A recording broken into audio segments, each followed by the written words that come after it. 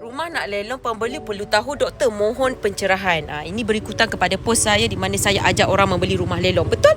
Memang kita kena tahu rumah mana yang kita nak beli.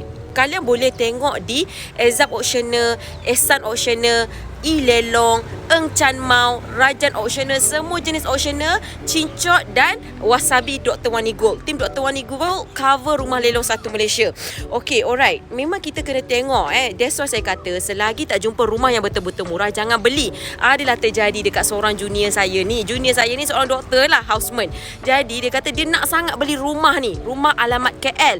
Harga RM400,000. Saya cakap dengan dia, sabar dulu. Dia degil. Dah terus lock.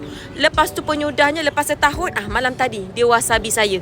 Dia kata, "Alah you, betul lah you, tiba-tiba ada listing." Dia beli rumah tu RM450,000 something like that. Sekarang ni ada yang kena lelong yang berharga RM300,000. Murah RM150,000.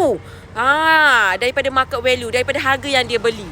Nampak tak? That's why saya kata, selagi tak jumpa rumah yang betul-betul murah, jangan beli. Saya pun, sebelum saya nak lock rumah, sebelum saya nak big rumah, kan, saya akan tengok 10 jenis rumah. Rumah yang betul-betul tepat dengan hati kita, tepat dengan poket kita, baru kita book, baru kita bid, baru kita ready bank draft. Nampak tak? Itu cara dia. That's why saya kata, tak semestinya gaji yang RM4,000 mampu nak membeli rumah harga RM400,000. Penyudahnya setiap bulan kau memang kerja untuk bayar.